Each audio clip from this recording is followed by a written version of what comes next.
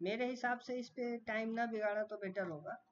और बीच में अगर किसी को कोई परेशानी होगी, इस टॉपिक में कुछ पॉइंट नहीं समझ में आएंगे तो हमसे पूछ लेंगे, मैं एनी टाइम अवेलेबल रहूँगा। और हमें कॉल करेंगे तो हम उनको रिप्लाई करेंगे, व्हाट्सअप मैसेज जैसे भी करना है आप मेरे से संपर्क कर सकते हैं। हम आपके क्वेश्चन का आंसर देने के लिए पूर्ण रूप से तत्पर रहूँगा। ठीक है, इसमें जो है ये उच्च अधिनियम संस्थान के शिक्षण की पद्धतियों के बारे में दिया है। तो इस पे हम एक बार थोड़ा सा चर्चा करते हैं कि उच्च अधिनियम होता क्या है। एक्चुअली जो बैचलर्स की कक्षाएं चलती हैं उसमें हम सिर्फ ये पढ़ते हैं, क्या बोलते हैं अपना,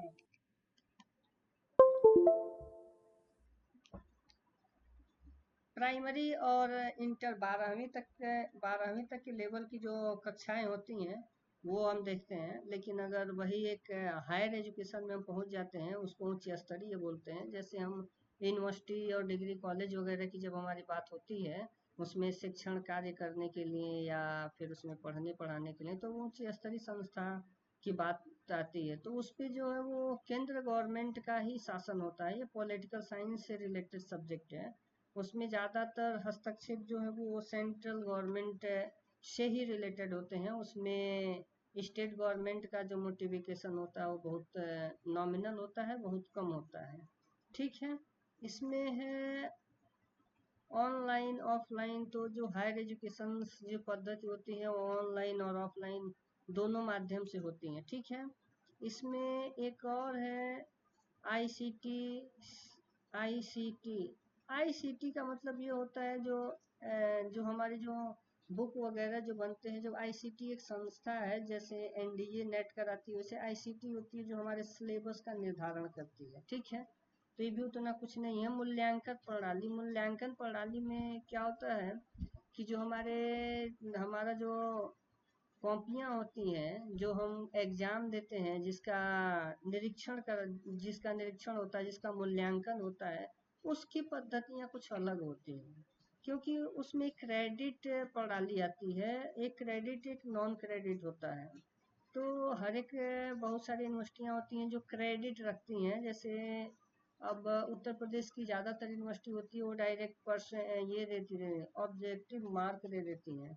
लेकिन कुछ ऐसी यूनिवर्सिटियाँ जो सिर्फ क्रेडिट देती हैं। ठीक है, उसमें क्या होता है कि कंप्यूटर से आधारित परीक्षाएं होती, जैसे हमारा कोई, अगर हम भर्ती से रिलेटेड कोई एग्जाम दे रहे हैं तो ज़्यादातर वो क्या हो जाता है, कंप्यूटराइज एग्जाम लेते हैं। हम पहले जब नेट का एग्जाम हमने दिया था तो हमने नेट के एग्जाम में ये हैंड रिटेन हुआ था हमारा, ऑनलाइन नहीं हुआ था। उसके बाद ऑनलाइन प्रणाली आ गई, तो ऐसे उसमें उसकी पद्धतियों में भी समय समय पे देख करके अपना ये चेंजेस लाया जाता है। ठीक है, तो इसमें कोई खास बात नहीं है। हम आते हैं इस पे अपना ये, हमने एक क्वेश्चन उस दिन बोला था कि मैं आपको बताऊंगा, उस पे हम बात करते हैं।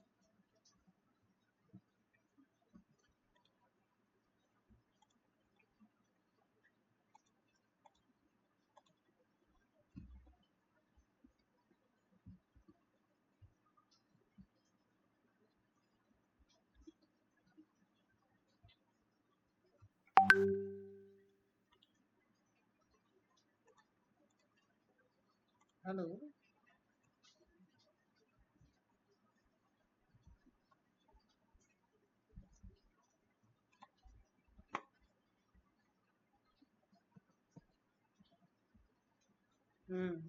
अब इसमें देखिए, इसमें आपको क्या चीज समान दिख रहा है।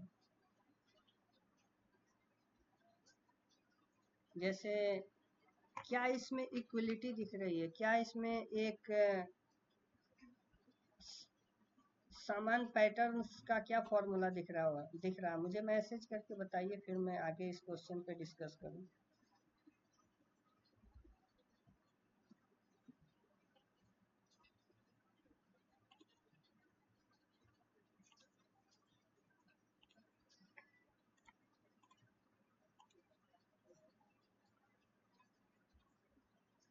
देखिए इसमें जो है, इसमें 16 बाई 32, पहला क्या है चल क्यों नहीं रहा है? ठीक है, ये माउस से बता रहा हूँ। इसमें देखिए 16x32, 15x33 और 17x31। आगे है इसमें 14x34। तो इसमें आपको क्या समान दिख रहा है, इसमें समान एलिमेंट क्या दिख रहे हैं?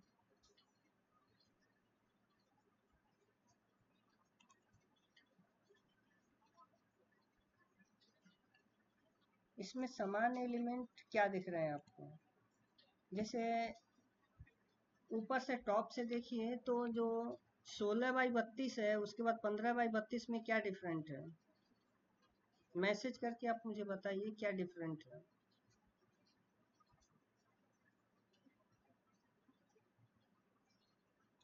एक तरफ से ये बढ़ते हुए क्रम में है और दूसरे तरफ से घटते हुए क्रम में है।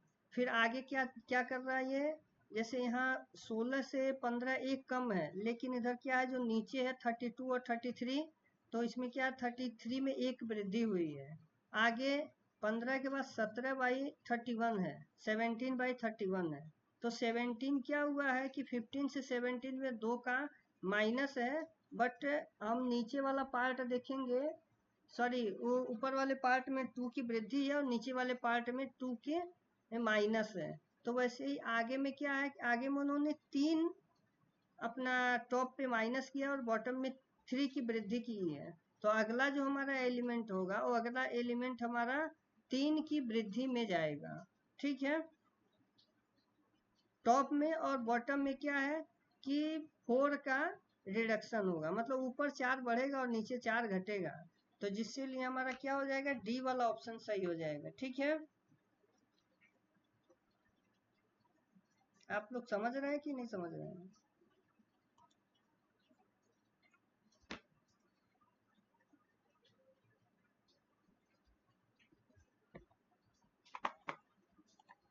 उसी तरीके से दूसरा क्वेश्चन जो हमारा था, दूसरे क्वेश्चन में क्या था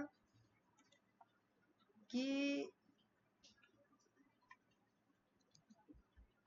दूसरे क्वेश्चन में था कि आप देखिए इसमें क्या है, 20 मार्च 2095 को सोमवार है, तो 3 नवंबर 2094 को कौन सा दिन पड़ेगा? ठीक है, यही है ना? तो आप एक काम करिए,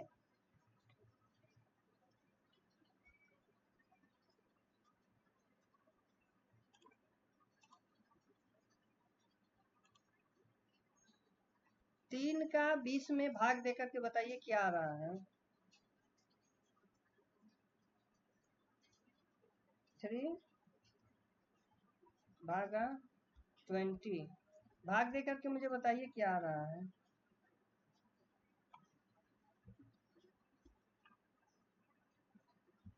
कितनी बार में 20 कटेगा 3 के भाग से? 6 मरतबा कटेगा।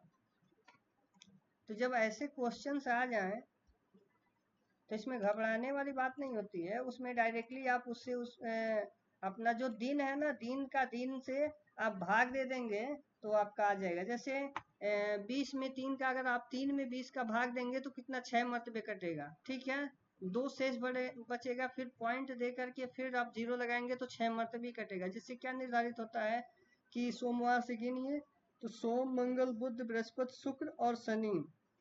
छठवें दिन क्या है कि शनिवार आ रहा है।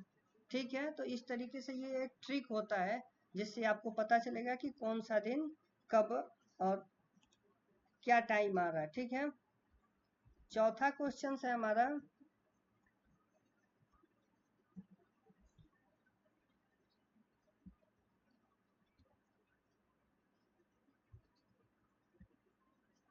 चौथा क्वेश्चन क्या है कि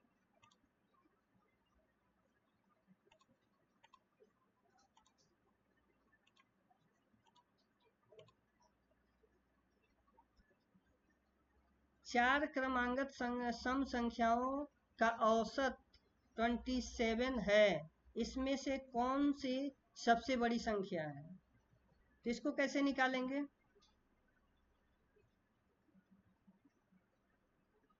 क्या पूछ रहा है, ये औसत 27 है, 4 क्रमांगत सम संख्याओं का औसत।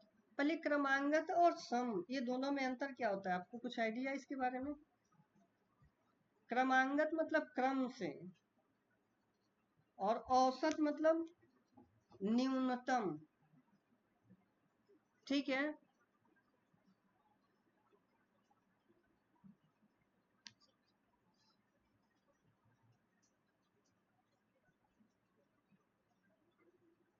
आप लोग सुन रहे हैं कि सिर्फ ऐसे ही ज्वाइंट होकर के बैठे हुए हैं? तो बताइए कौन सा अंक है ये? इसमें सी वाला ऑप्शन सही है, लेकिन कैसे सही है?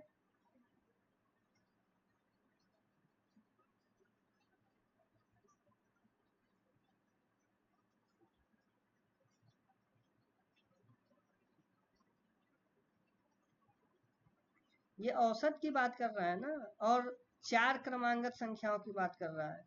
तो 4 का 4 से गुणा करिए, कितना होगा?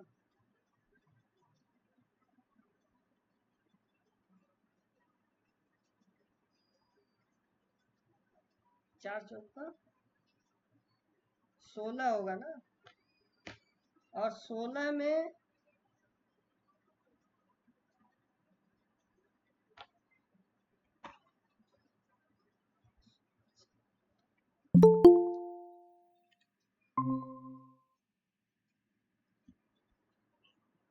चार को 4 मर्तबे उसका डिवाइड करिए, फिर मुझे मैसेज करिए कितना आता है। 4 को 4 टाइम्स। आप भी करिए, मैं भी कर रहा हूँ। और उसमें से 2 घटा दीजिए, वही आपका आंसर होगा।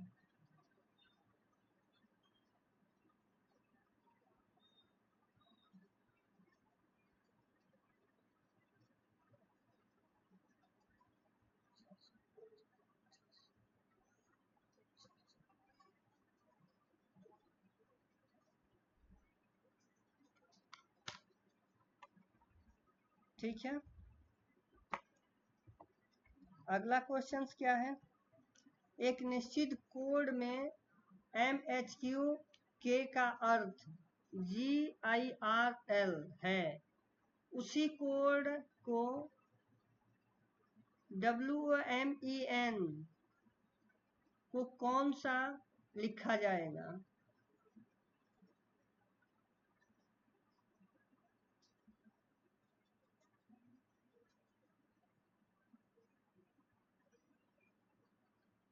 इसमें क्या करना है पता है आपको? इसमें अल्फाबेट्स को काउंट करना है। अल्फाबेट्स को आप काउंट करोगे तो आपको पता चलेगा कि कौन सा क्या कोड है।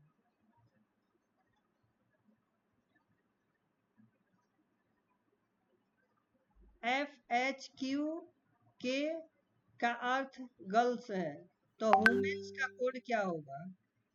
अब इसमें वुमेन्स का कोड कैसे ढूंढेंगे?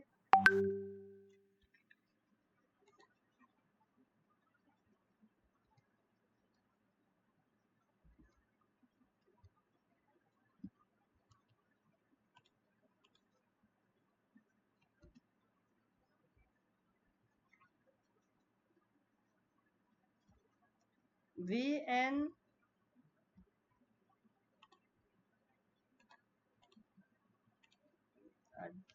डिस्प्ले बार बार डिस्कनेक्ट हो जा रहा था। इसमें क्या है?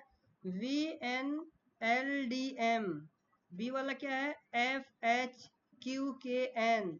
और सी वाला ऑप्शन क्या है? XPNFO। ठीक है, आगे वाला क्या है? VLNDM। तो इसमें से सही कौन सा होगा? ए वाला सही है। बट कैसे सही है इसको आप ढूंढ करके मुझे कल मैसेज करके बताइएगा, फिर मैं आगे इसको बताऊंगा कि ये कैसे सही है। ठीक है,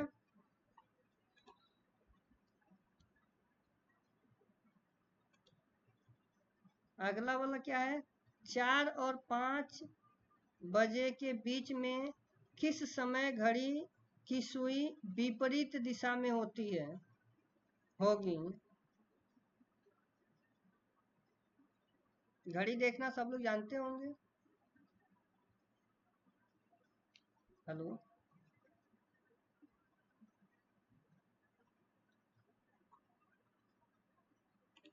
तो इसमें से बताइए कौन सा विपरीत दिशा में उसका ये निडिल होगा, सुई होगा।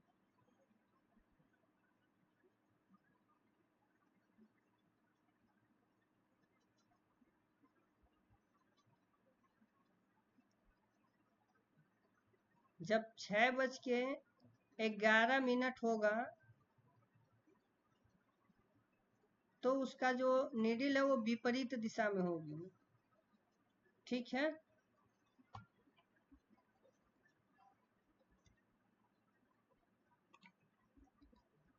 इसी के अकॉर्डिंग दूसरा क्वेश्चन है, नीचे दिए गए कथन के आधार पर निम्नलिखित में से कौन सा निष्कर्ष तात्विक रूप से मान्य है। ठीक है, कथन अधिकांश शिक्षक परिश्रमी होते हैं। ठीक है, अब इसको पढ़िए, क्या लिखा है, कुछ शिक्षक मेहनती होते हैं, कुछ शिक्षक मेहनती नहीं होते हैं। ठीक है, अब इसमें सबको इन्होंने कंबाइंड किया, केवल एक ही सही है, निहित है। बी वाले ऑप्शन में केवल दूसरा निहित है। सी वाले ऑप्शन में क्या बोला, एक और दो दोनों निहित है। और चौथे में क्या है, ना 1 सही है ना 2 सही है। अब इसको आपको सोचना है कि क्या शिक्षक मेहनती होते हैं कि मेहनती नहीं होते हैं। दोनों बात होती है, शिक्षक मेहनती और मेहनती नहीं, दोनों इसमें एग्जाम्पल सही होता है। ठीक है, अगला टॉपिक क्या है, निम्नलिखित में से किसे भारतीय संविधान में वक्तव्य देने के लिए कहा जा सकता है। ये पॉलिटिकल साइंस का क्वेश्चन है। कोई भी विधायक, सेना अध्यक्ष, भारत के सॉलिसिटर जनरल और क्या दिल्ली के मेयर, इसमें से कौन सा सही है। भारतीय संविधान संसद में वक्तव्य देने के लिए कहा जा सकता है, तो जो सी वाला ऑप्शन है ना वही सही है, भारत का सॉलिसिटर जनरल। ठीक है ना, ये बहुत बड़ा पोस्ट होता है। ठीक है, अगला ऑप्शन क्या है, नीचे दिए गए कथन के आधार पर निम्नलिखित में से कौन सा निष्कर्ष तात्विक रूप से मान्य है और कौन सा कथन अमान्य है। ठीक है ना, कथन अधिकांश भारतीय राज्य स्वतंत्रता के लिए अस्तित्व में है। निष्कर्ष इसका क्या है, कुछ भारतीय राज्य स्वतंत्रता से पहले अस्तित्व थे। दूसरा क्या है, स्वतंत्रता से पहले सभी भारतीय राज्य आस्तिक नहीं थे। अभी मैंने थोड़े टाइम पहले नहीं पहले ही बोल दिया था। इसमें क्या है, इसमें बी वाला ऑप्शन सही है। ठीक है ना, जब हमारा देश स्वतंत्र नहीं था तो क्या अपने ऊपर स्वयं पे आश्रित था, नहीं था। ठीक है, अगला क्वेश्चन क्या है, भूस्खलन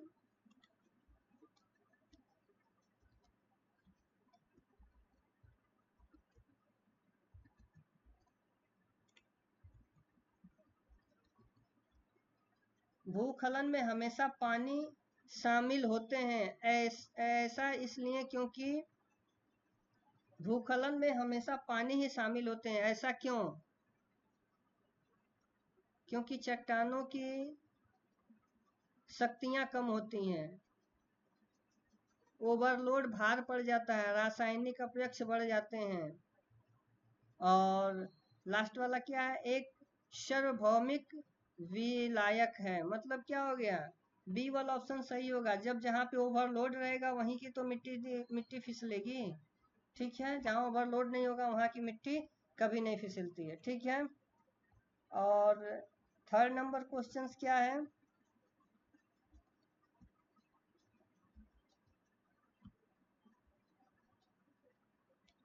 इस प्रश्न के लिए निर्देशित करिए, कथन ए और बी में से उसके बाद दो निष्कर्ष ए 1 और 2 दिए गए हैं। कथन को सत्य मानते हुए नीचे दिए गए चारों विकल्पों का निष्कर्ष चुनिए और कौन सा निष्कर्ष दिया गया कथन तात्विक रूप से सही है।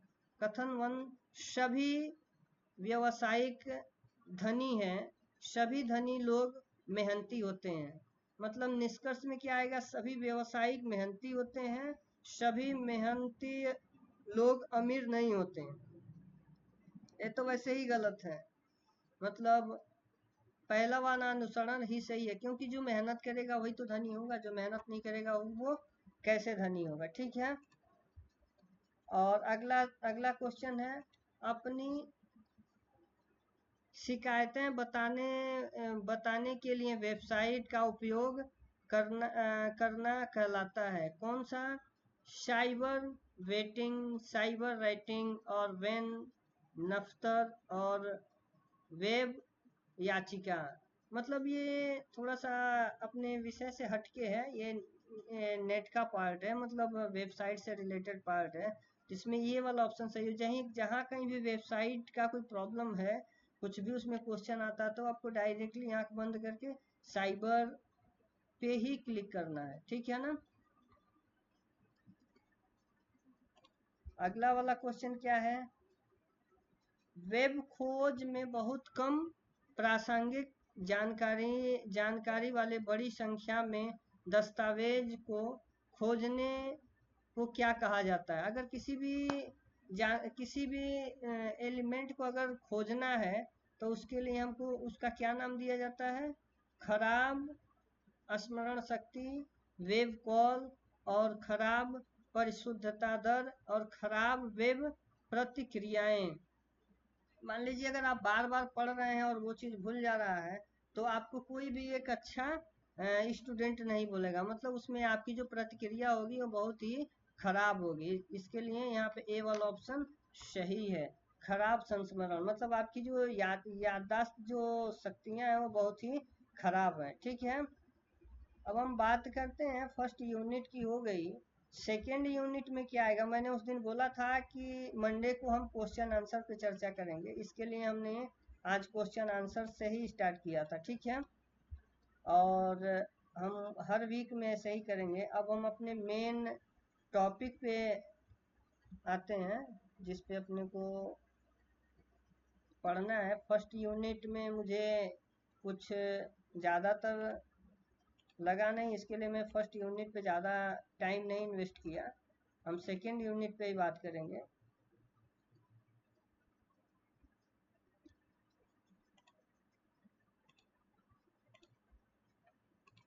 क्योंकि सेकेंड यूनिट को हम ओपन करते हैं। हाँ, देखिए जो दूसरा यूनिट है ना, इस पे थोड़ा सा एक हम बात कर लेते हैं, उसके बाद डिटेल में इसका हम ये नोट्स बना करके आपको प्रेजेंट करूंगा, ताकि आपको पूरे अच्छे से समझ में आए। ठीक है। इसमें क्या है कि शोध अभिवृत्तियां, ये जो है ये मैंने इसमें क्या नाम है, यूजीसी नेट से ही इसका सिलेबस उठाया है। ये सिलेबस का सेकेंड यूनिट है। ठीक है। शोध, शोध में क्या है कि इसका अर्थ, प्रकार, और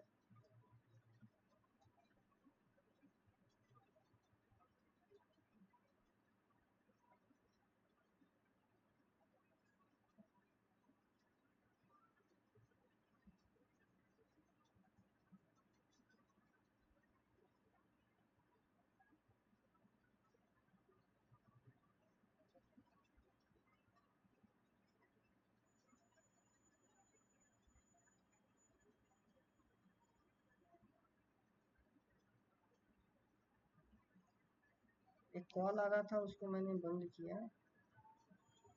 इसमें क्या, शोध प्रकार और विशेषताएं, प्रत्याक्षिप एवं उत्तर, प्रत्यक्षवाद, और शोध के उपाय। दूसरा क्या, शोध पद्धतियां, प्रयोजनात्मक, विवरणात्मक, ऐतिहासिक, गुणात्मक एवं मात्रात्मक।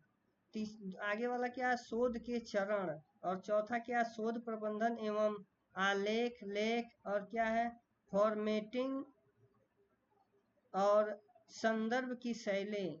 शोध में आईसीटी का अनुप्रयोग। अगला क्या है, शोध नैतिकता। ठीक है। इसमें सबसे फर्स्ट वाला पे हम बात कर लेते हैं थोड़ा सा, शोध का अर्थ। शोध का अर्थ वो होता है कि जिसमें अपने को मतलब कुछ किसी भी एक नई खोज और एक नए विषय का जो हम अनुरक्षण करते हैं, एक नए विषय को एक अच्छे रूप में उसको संग्रहित करते हैं, उसी को शोध कहते हैं। शोध का अनेकों प्रकार होता है। शोध ज्यादातर दो शब्दों से मिलके बना है, री और सर्च। री मतलब किसी खोजे हुए, किसी के किए हुए काम को दोबारा उस पे वर्क करना ही रिसर्च कहलाता है। और सर्च मतलब मालूम है, ये खोजना। री मतलब किए हुए वर्क पे दोबारा हमको उस पे अपना ज्ञान लगा करके उसमें उसको और इम्प्लीमेंट करना, ठीक है ना।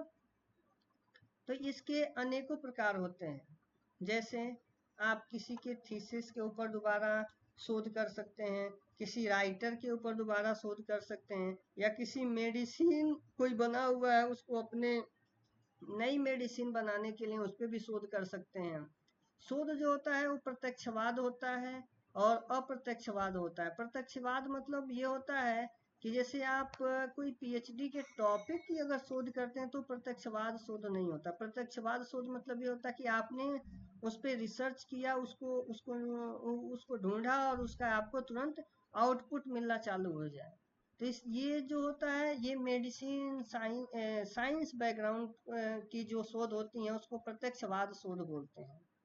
ठीक है, जैसे जिसको तुरंत अपने को रिजल्ट मिलना चालू हो जाए। हमने मेडिसिन का खोज किया, कोई वैज्ञानिक है या कोई साइंटिस्ट या कोई डॉक्टर से किसी मेडिसिन का अगर शोध कर दिया, उसने खोज किया, तो उस पे क्या होता है कि समाज पे एक तुरंत उसका असर दिखने लगता है। वहीं पे अगर कोई पीएचडी स्कॉलर किसी टॉपिक को लेकर के उस पे उसका शोध बन रहा है, तो वो कुछ टाइम के बाद दिखेगा, तुरंत नहीं दिखेगा, क्योंकि उसमें टाइम लगता है। तो वो अप्रत्यक्षवाद शोध होता है, ठीक है। तो प्रत्यक्षवाद और अप्रत्यक्षवाद शोध में यही डिफरेंट होता है, ठीक है। शोध की पद्धतियां। शोध की मुख्य रूप से जो हमारे नेट में है वो प्रयोगात्मक है, विचारात्मक है, ऐतिहासिक है, गुणात्मक है और मात्रात्मक है। प्रयोगात्मक पद्धतियां वो होती हैं जो अभी मैंने बताया, जो आपको सामने दिख जाए, जिस पे आपने कुछ काम किया और वो आपको तुरंत अपना वो रिजल्ट देना चालू कर दे, ठीक है ना। वो प्रयोगात्मक पद्धतियां होती हैं। विवरणात्मक पद्धतियां ये होती हैं कि जिसका आपको बार बार कोई ना कोई एक एग्जाम्पल रख के बात करना पड़े, किसी को एक माध्यम बना करके बात करना पड़े, उसको विवरणात्मक पद्धतियां बोलती हैं। ऐतिहासिक पद्धतियां ऐसी होती हैं जैसे आपने पुराने इतिहासकार है, कोई एक बहुत बड़ा राइटर है या कोई एक बहुत बड़ा दार्शनिक है जिसके ऊपर आपने पीएचडी किया, इतिहास के बारे में जो ज्यादातर शोध होती हैं वो ऐतिहासिक पद्धतियां होती हैं, ठीक है।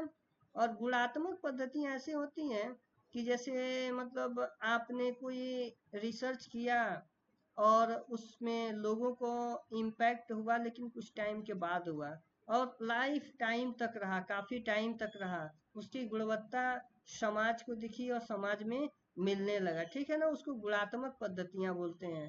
अगला क्या है, मात्रात्मक पद्धतियां। मात्रात्मक पद्धतियां उस पद्धतियों को बोलते हैं कि जो कुछ ही मात्र के लिए होता है।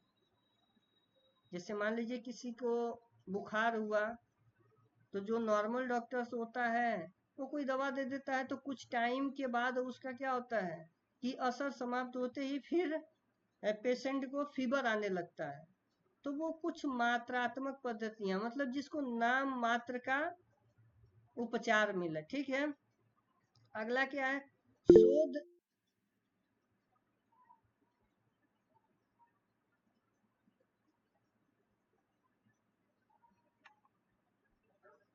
प्रियंका जी का क्या मैसेज है भाई? गुरु जी मेरे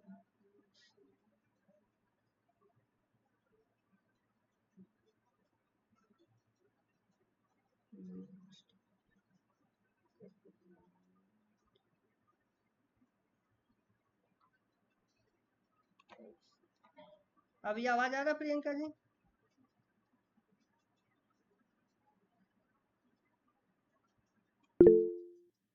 हाँ, ठीक है।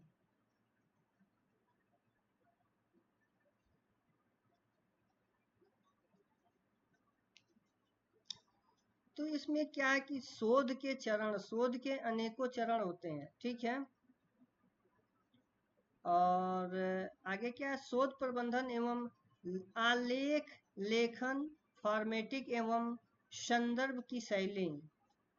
शोध प्रबंध उसे कहते हैं, जैसे मान लीजिए आपने अपना पीएचडी किया, पीएचडी पे आपने थीसिस बनाया, जो आप थीसिस बनाते हैं उसी को शोध प्रबंध बोलते हैं। उसमें क्या है कि आलेख एवं लेखन की प्रवृत्तियां, संदर्भ की शैली। आप अगर कोई थीसिस बनाते हो और उस थीसिस में कोई संदर्भ नहीं देते हो, कोई शब्द का उसमें अर्थ नहीं रहता है, मतलब किसी से उसका रेफरेंस नहीं उठाते हो, तो वो सिर्फ एक नाम मात्र का थीसिस होता है, एक प्रबंध होता है। कोई भी प्रबंध लिखा जाता है तो उसमें एक उसका माध्यम बनाया जाता है, उसका एक संदर्भ लिया जाता है, किसी बुक से उसका रेफरेंस लिया जाता है, जिसको रेफरेंस बोला जाता है इंग्लिश में, और हिंदी में संदर्भ बोला जाता है। बगैर रेफरेंस की शैली से आप एक कोई शोध प्रबंध नहीं बना सकते हो। शोध प्रबंध बनाने से पहले उसको फॉर्मेटिंग कैसे करते हैं, कहाँ कहाँ से बुक लेना है, कौन से टॉपिक से रिलेटेड बुक ढूंढना है,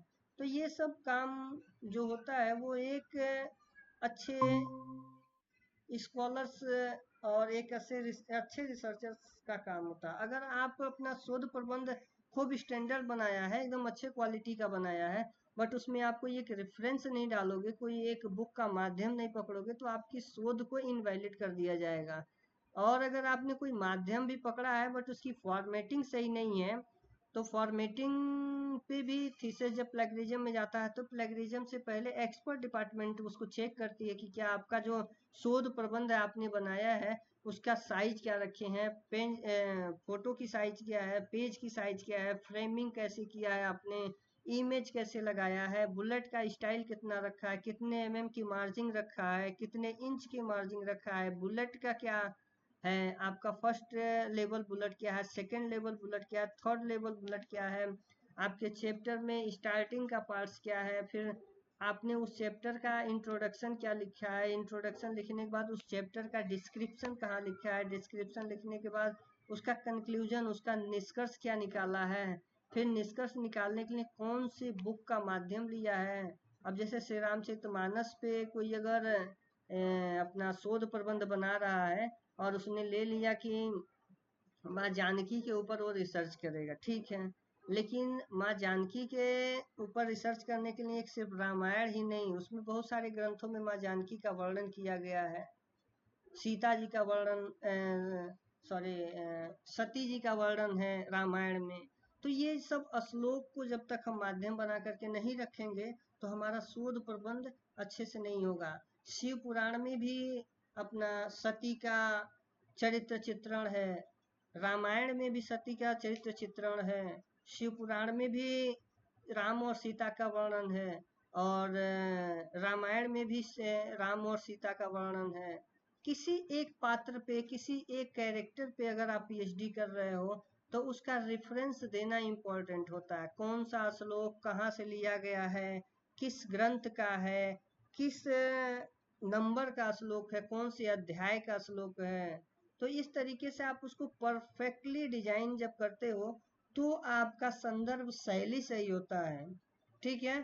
तो शोध प्रबंध और शोध लेखन करने की ये एक तरीका होता है। आप डायरेक्टली किसी भी टॉपिक को उठा करके नहीं नहीं लिख सकते अपने शोध प्रबंध में। शोध प्रबंध में लिखने से लिए आप रेफरेंस लीजिए किसी भी बुक का, लेकिन उसको वर्णित आपको अपने शब्दों में करना है। श्लोक आपको नहीं बदलना है, लेकिन श्लोक का जो भावार्थ है वो आप बदल सकते हो, अपने टॉपिक से रिलेटेड उसमें कंबाइंड मैच कर सकते हो।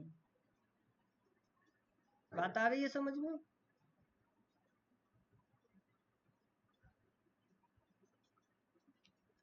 शोध में आईसीटी का अनुप्रयोग। ये शोध में आईसीटी जो होती है ना, आईसीटी एक संस्था है गवर्नमेंट की। आईसीटी का जो ये क्या बोलते हैं कि एक बहुत बड़ा अहम भूमिका है। जो स्टूडेंट पीएचडी करते हैं उनके पीछे एक तरीके से बोला जाए तो आईसीटी ही लगी रहती है। जब किसी भी स्कॉलर्स की पीएचडी जब चेक होती है ना तो आईसीटी के ही रूल्स के अकॉर्डिंग चेक होती है, ठीक है।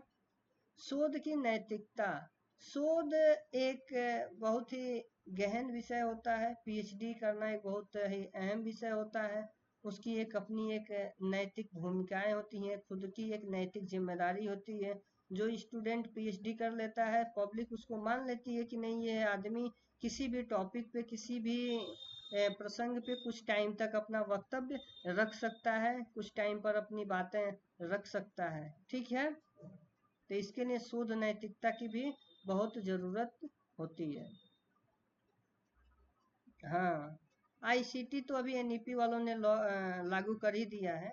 तो अभी हम आईसीटी पे चर्चा नहीं कर रहे हैं, अभी हम सिर्फ एक पीएचडी का जो साधारण बेस होता है। एक्चुअली पहले तो आप समझिए, जो आपका यूजीसी नेट का जो पेपर होगा ना, वो कोई बहुत डिफिकल्ट पेपर नहीं होता, बहुत नॉर्मली पेपर होता है। और उसमें आपको ऐसे ही घुमा फिरा के क्वेश्चन पूछता है। जैसे मैं अभी आपको एग्जांपल दिखाया ना, 10-12 क्वेश्चन मैं रोज क्यों दिखाता हूँ, इसीलिए दिखाता हूँ कि आपको समझ में आए कि आप क्या करने वाले हो और किस तरीके का क्वेश्चंस आता है। मेरा दूसरा कोई मोटिव नहीं होता है। ठीक है, अब इसमें थर्ड इकाई में क्या है, थर्ड इकाई में कुछ है नहीं। थर्ड इकाई में क्या है, एक गद्यांश दिया जाएगा, उस गद्यांश से पूछे गए प्रश्नों का उत्तर देना है। ठीक है, जो थर्ड इकाई है, थर्ड इकाई में कुछ खास इम्पैक्ट नहीं रहता है। थर्ड इकाई में आपको सिर्फ एक गद्यांश, मतलब एक कोई पैराग्राफ आपको दे देगा, उस पैराग्राफ के अकॉर्डिंग आपको उसमें से क्वेश्चंस वो बनाएगा। वहां पे जैसे एक पूरा पैराग्राफ देगा, पैराग्राफ से वो 10 या 5-7 जो भी हो सकता है, जितना भी वो सेट कर सकते हैं उतना वो क्वेश्चंस देते हैं, और उसी में से आपको आंसर निकालना रहता है। इसके लिए आप पहले किसी भी टॉपिक को लेके पढ़ने की कोशिश करिए। आप देखिए, चाहे मैं लेक्चर लेता हूँ या तिवारी जी लेक्चर लेते हैं या कोई भी सर लेक्चर लेते हैं, तो वो डिस्क्रिप्शंस क्यों बताते हैं। डिस्क्रिप्शंस वो इसीलिए बताते हैं कि डिस्क्रिप्शन से रिलेटेड बहुत सारे क्वेश्चंस आता है। एक पैराग्राफ आप पढ़ोगे तो उस पैराग्राफ से मिलता जुलता क्वेश्चंस बनता है। जैसे मैं करता हूँ आज, अभी मैं 2-3 दिन से जो आपका लेक्चर ले रहा हूँ, उसमें क्या होता है, पहले मैं उसी टॉपिक्स पे बोलता हूँ, फिर उसी टॉपिक से रिलेटेड मैं क्वेश्चन लेके आता हूँ। तो ऐसे ही आप पढ़ने की प्रैक्टिस करो। आप जितना पढ़ोगे, जितना उस पर टाइम एक्सपेंड करोगे, उतना फास्ट कोई भी एक पूरे पैराग्राफ को पढ़ सकते हो, और पूरे पैराग्राफ को पढ़ करके उसमें से क्वेश्चन बना सकते हो। आपका जो भी सब्जेक्ट है, संस्कृत है, संस्कृत से हिंदी है, हिंदी से इंग्लिश है, इंग्लिश से कोई जो आपका मेन सब्जेक्ट है, उस सब्जेक्ट से ही वो पैराग्राफ देगा। ठीक है, उस मेन सब्जेक्ट को छोड़ करके वो इधर उधर का क्वेश्चन नहीं पूछता है। ठीक है, अब देखिए चौथा इकाई जो है, चौथा इकाई क्या है, संप्रेक्षण, और संप्रेक्षण का अर्थ, प्रकार और अभिलक्षण। उसके बाद क्या है, संप्रभावी संप्रेक्षण, वाचिक एवं गैर वाचिक, अंतर सांस्कृतिक एवं सामूहिक संप्रेक्षण कक्षाएं। ठीक है, अगला क्या है, प्रभावी संप्रेक्षण की बाधाएं, और लास्ट में क्या है, जन मीडिया एवं समाज। इसको हम कल पढ़ेंगे, चौथे यूनिट को। ठीक है, ऐसे ही धीरे धीरे करके हम फर्स्ट यूनिट पढ़ते जाएंगे और इसमें से कुछ क्वेश्चंस भी बनाते जाएंगे। तो आप लोगों का कोई क्वेश्चंस हो तो क्वेश्चंस आप मुझसे पूछते रहिए, और आप खुद कहिए कि मतलब हमको सर ये क्वेश्चंस नहीं आता, ताकि मुझे ये तो पता चला कि आप लोग क्या पढ़ते हो, मुझे क्या पढ़ाना चाहिए इसके अलावा। ठीक है, तो किसी को कुछ पूछना है तो पूछ सकता है।